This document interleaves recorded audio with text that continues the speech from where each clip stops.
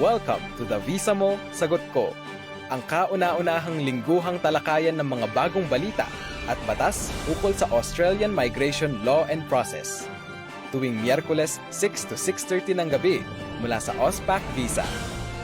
AusPac Visa is a trusted Australian migration agency for Filipinos all over the world. AusPac Visa is the home for all Filipino professionals, skilled workers, partners, families, students, graduates, and trainees who want to visit, live, work, and permanently stay in Australia.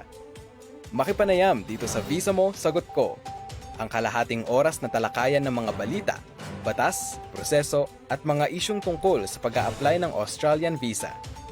Kasama niyo po si Teresa Cardona, Director, Lawyer at Registered Migration Agent mula sa AusPac Visa sa Brisbane, Australia. Paalala lang po na ang mga talakayan at mga impormasyong mababanggit sa programang ito ay sa pawang mga impormasyon lamang at hindi payong legal at hindi rin at walang kinalaman sa mga personal at matatanging sitwasyon ng mga nanonood at nakikinig.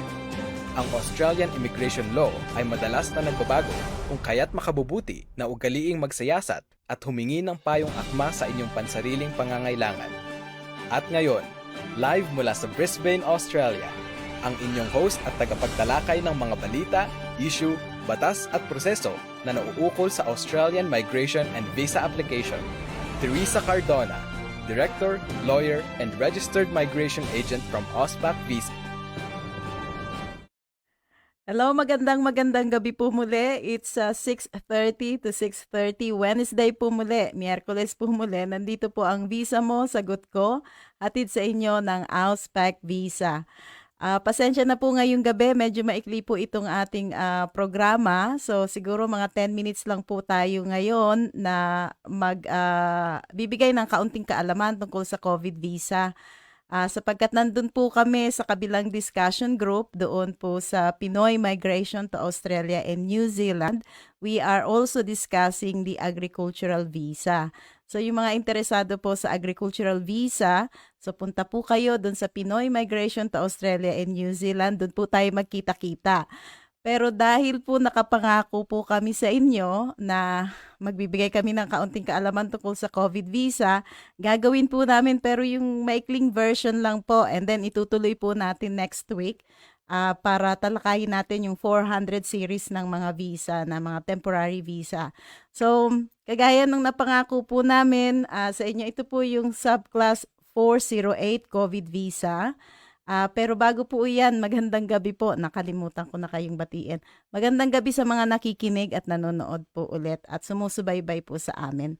So, COVID visa po, dun sa mga interesadong mag-apply ng COVID visa. So, alalahanin po na ang COVID visa is a temporary visa that will allow you to stay in Australia if you are employed in a critical sector. Okay, so it's a temporary visa. So meron pong mga tatlong pagkakataon na pwede kayong mag-apply ng COVID visa. So syempre po, ang assumption dito, nandito po kayo sa Australia, dito po kayo inabutan ng COVID, ano po. So ang unang-una pong pagkakataon na pwede nyong ma-access o maging eligible kayo dun sa subclass 408 COVID visa is if you are unable to depart Australia. So kung kayo po ay inabutan dito ng pandemic, at narito po kayo sa Australia at hindi po kayo makaalis ng Australia gawa po ng maraming mga restrictions sa pagta-travel, o kaya naman po bumili kayo ng ticket at hindi nagamit ang ticket dahil nga po panay yung mga cancellation o maraming canceled flights. So pwede nyo pong ma-access ang subclass 408 provided na meron po kayong substantive visa at nag-a-apply kayo sa subclass 408 na meron pa kayong 90 days bago mag-expire yung visa nyo. Ngayon, kung nag-expire naman po yung visa nyo, kailangan po hindi pa lumagpas sa 28 days na expired yung visa nyo. So, pwede pa kayong mag-apply ng COVID visa. And that is if you are wanting to go home but unable to do so. Okay? So, pangalawa pong pagkakataon na pwede nyong makapag-apply ng subclass 408 is if you want to remain in Australia to work in a critical sector. Now, so if you're applying for the COVID-19 pandemic visa to remain in Australia to work in critical sector, you must have, again, 90 days or less remaining in your current substantive visa, or your last substantive visa must have expired less than 28 days ago. Okay? So, malinaw po yan. Ano? So, ito po yung gusto nyo munang manatili dito sa Australia para kayo ay makapagtrabaho sa critical sectors. So, ang assumption po dito ay meron kayong hawak-hawak na skills o yung galing at kayo ay kabilang sa critical sectors. Nagkataon lang na wala kayong trabaho nung mag-expire yung visa nyo o nung malapit nang mag-expire yung visa nyo. But there is a potential na kayo ay makakakuha agad at makakatulong agad sa critical sectors. Okay? So, ang pangatlo pong pagkakataon na pwede nyong ma-access yung subclass 408 is if you want to work or continue to work in critical sector. So, which means to say that you are already working and identified ka na ikaw ay responder sa mga critical needs ng Australia during pandemic. So, pwede po kayong mag-apply so that you can continue working in the critical sector.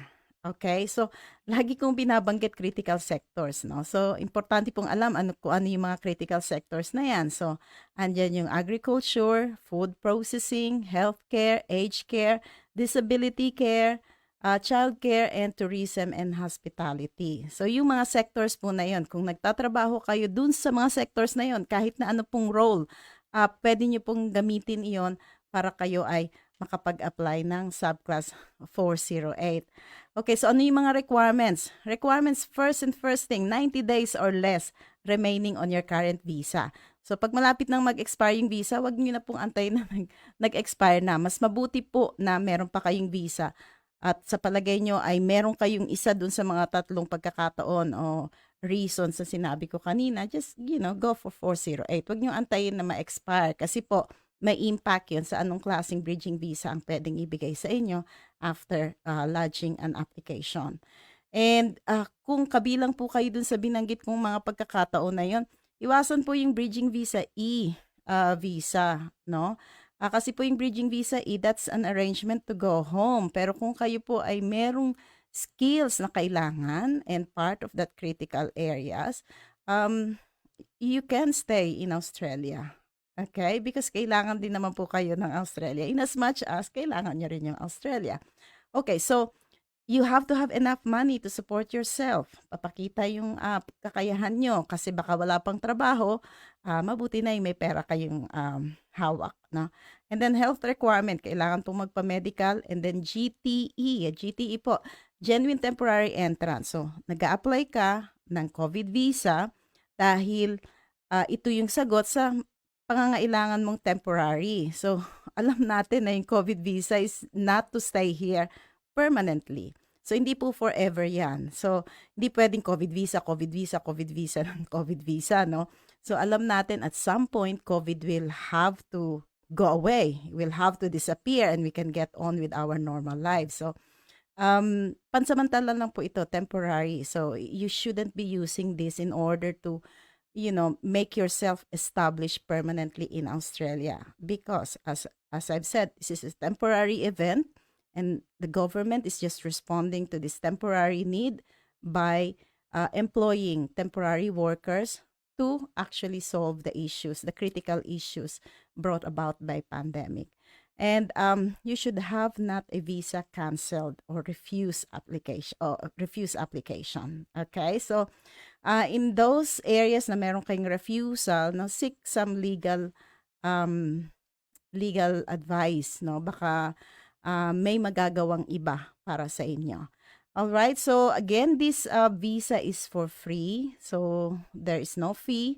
But if you are seeking or using the services, professional services of a lawyer or a registered migration agent, well, obviously, you will need to pay. Okay po? So, yun lang po muna, no? So, yung iba ipagpapatuloy na lang natin kasi kailangan pong pumunta tayo dun sa kabila dahil maganda po yung discussion doon tungkol sa agricultural visa. So, punta po tayo doon sa Pinoy Migration to Australia and New Zealand Discussion Group sa FB. Nandun po ako, kasama po namin si Johanna Nonato at saka si Heidi. No? So tatlo po kaming migration agents doon. We will be discussing agricultural visa. So for next week, we are going to discuss the 400 temporary visa series. So kasama po dyan yung 485 and kasama ulit yung 408. So pasensya na po, wala po ngayong Q&A. Doon po tayo sa kabila. Doon na po tayo. So see you po next Wednesday ulit, 6 to 6:30. Visa mo, sagot ko, hatid po sa inyo ng Auspac Visa. Okay, see you the next site. Bye!